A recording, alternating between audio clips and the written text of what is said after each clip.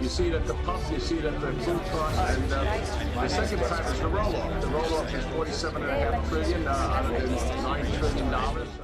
I'm Chris Marangi, co-CIO for Value at Gabelli Funds. One of our favorite themes over the last several years has been live entertainment. There's been a strong preference for experiences over things, supported by the rise of millennials and Gen Z, and that's only been accentuated by COVID.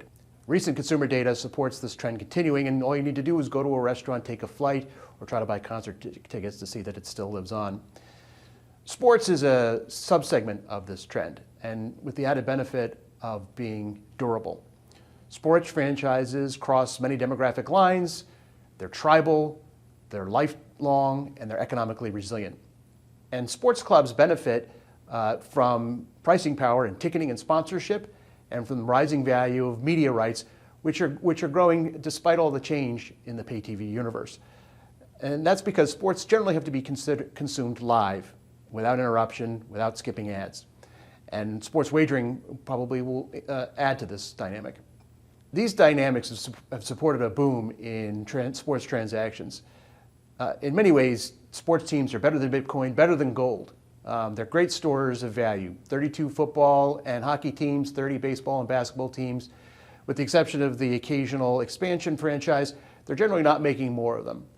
So over the last couple of years, we've seen the Washington Commanders football club go for a record $6 billion, the Phoenix Suns basketball team go for $4 billion. There's currently a bidding war for the Manchester United Soccer Club, which could value them as much as $6 billion. We've had a number of private stakes sell for significant values, including a stake in the Philadelphia Phillies baseball club go for a notional $3 billion.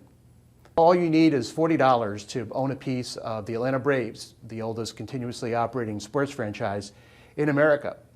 It's owned by a public company called Liberty Braves, one of John Malone's group of companies. The reality is that there's very scarce ways to participate in sports franchises for public investors.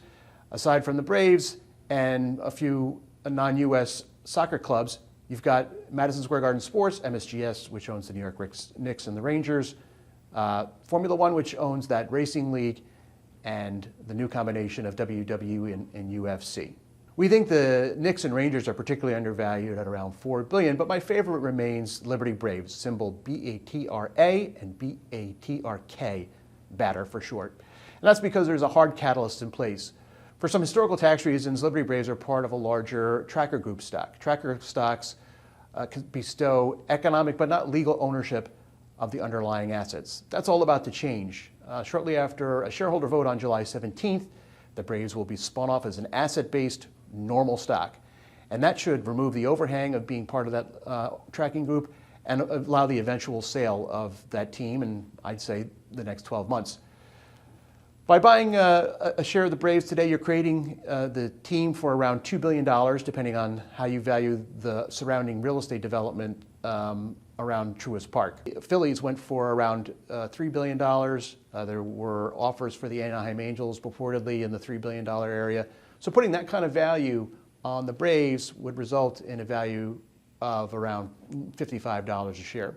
So you got an opportunity here to own a great asset with limited economic vulnerability and thus limited downside, and 30 to 40% up in a year. So that sounds like a home run to me.